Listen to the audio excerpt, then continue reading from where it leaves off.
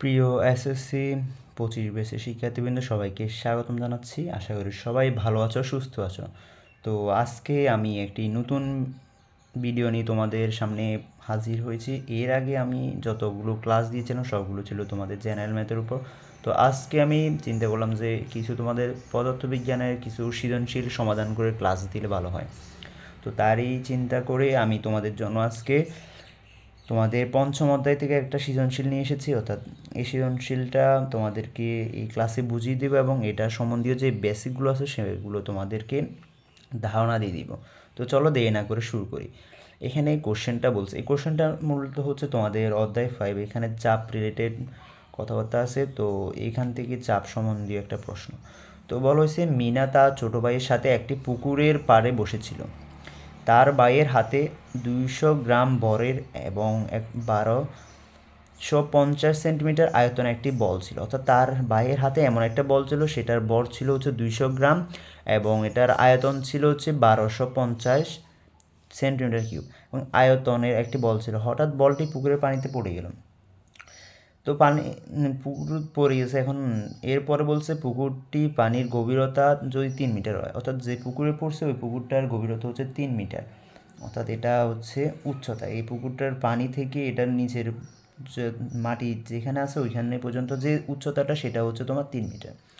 আর পানির ঘনত্ব হচ্ছে 1000 per metre cube, 1000 KG per metre cube এবং ওই স্থানের অভিকর্ষজ ত্বরণ হচ্ছে 9.8 মিটার পার সেকেন্ড স্কোয়ার।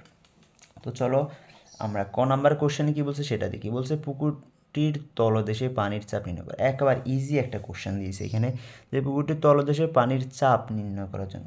তো আমরা চাপ কীভাবে নির্ণয় করি? চাপ নির্ণয়ের যে সূত্রটা সেটা হচ্ছে এস রো জি, অর্থাৎ উচ্চতার সাথে পানির ঘনত্ব এবং হচ্ছে তোমার অভিকর্ষজ ত্বরণে গুণ করলে সেখানে পানির তলদেশে পানির চাপ, পুকুরটির তলদেশে পানির যে চাপ সেটা আমরা ইজিলি এখান থেকে বের করতে পারবো। তো চলো দেখি আমরা।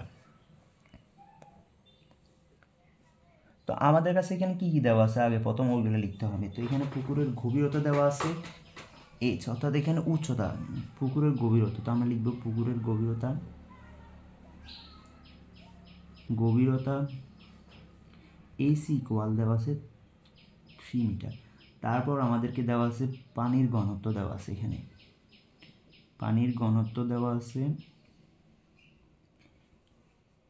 এস রো ইকুয়াল হচ্ছে তোমার 1000 কেজি পার মিটার কিউব।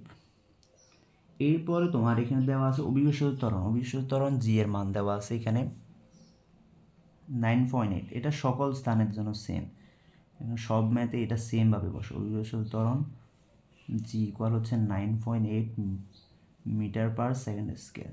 আচ্ছা, এখন আমাদেরকে বলছে পুকুরের তলদেশে পানির চাপ নির্ণয় করার জন্য। তো আমরা জানি যে পানির তলদেশে চাপ, পুকুরের তলদেশে পানির চাপ সমান আমরা পানির চাপকে পি দিয়ে প্রকাশ করি। তো পি সমান আমরা জানি হচ্ছে এস রো জি। এস মানে উচ্চতা, রো মানে পানির ঘনত্ব, আর জি মানে অভিকর্ষজ। তো জাস্ট তুমি এখানে মানগুলো বসিয়ে দিলে এখানে আনসার চলে আসছে। এটা একেবারে সিম্পল একটা ম্যাথ।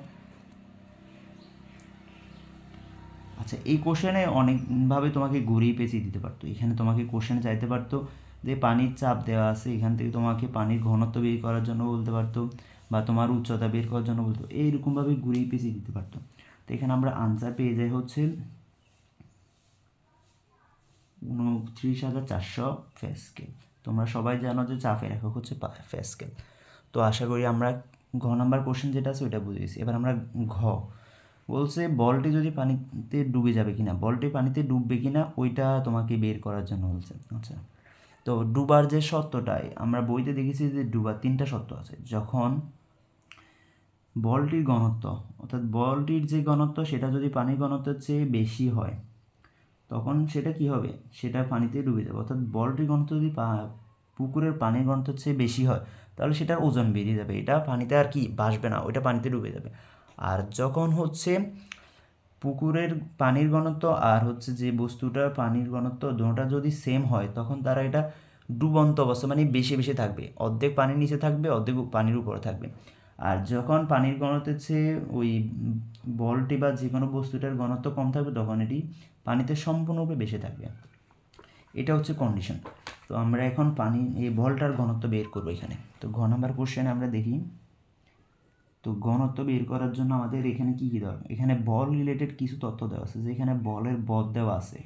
তো বলের বর m সমান এখানে 200 গ্রাম দেওয়া আছে। তো আমরা গ্রামটাকে এখন কেজিতে কনভার্ট করব। তো কেজিতে কনভার্ট করার জন্য 1000 দিয়ে ভাগ দিতে হবে 0.2 কেজি। এরপর এখানে বলের আয়তন দেওয়া আছে, আয়তনকে আমরা b দিয়ে প্রকাশ করি। তো বলের আয়তন সমান এখানে 250 সেন্টিমিটার কিউব দেওয়া আছে। তো 200 সেন্টিমিটার, এখানে সেন্টিমিটার রাখবো না, আমরা সব মিটার এককে নিয়ে যাব। তো মিটার এককে নেওয়ার জন্য এটাকে আমরা তো এটাকে যদি আমরা মিটার কিউবে কনভার্ট করি তাহলে এখানে 2.5 × 10 ইনভার্স 4 মিটার কিউব হবে। অর্থাৎ এখানে আমরা একটা সেন্টিমিটারের জন্য একটা 100, তারপর এখানে যেহেতু 3টা তাহলে 3টা 100, অর্থাৎ এখানে তোমাকে এরকম করতে হবে 250 ডিভাইডেড বাই 0.6টা, এটা দিয়ে এটা ভাগ করতে হবে, তারপর তুমি মিটার একক এটা পেয়ে যাবে। তো দেখি এরপরে আমাদের এখানে পানির ঘনত্ব কোশ্চেনে আমাদের দেওয়া আছে। পানির ঘনত্ব ছিল আমাদের পি রো। তো এটা ছিল 1000 কেজি মিটার পার কিউব। তো এখন আমরা বলটির যদি বর বের করতে যাই, তো আমরা বলটির ঘনত্ব নির্ণয় সূত্র হচ্ছে রো ইকুয়াল m/b।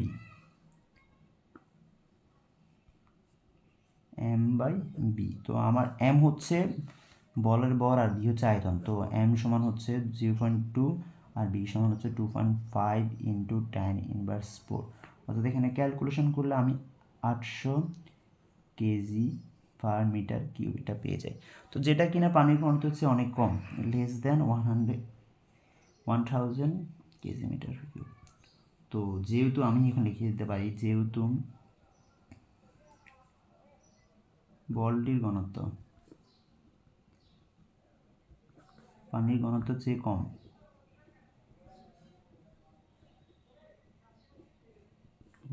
চেয়ে কম, তাই বলটি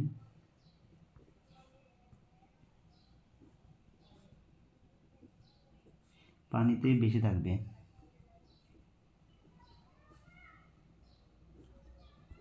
শেষ, আমাদের কোশ্চেনটা সমাধান এখানে শেষ। তো আশা করি তোমরা ম্যাথটি বুঝতে পেরেছো। এর পরবর্তীতে আমরা আরও জটিল ম্যাথ সলভ করানোর চেষ্টা করব। তো সবাই সেগুলো আশা করি দেখবে। তো আজকের ক্লাসে এখানে শেষ করছি। ধন্যবাদ, বিদায়।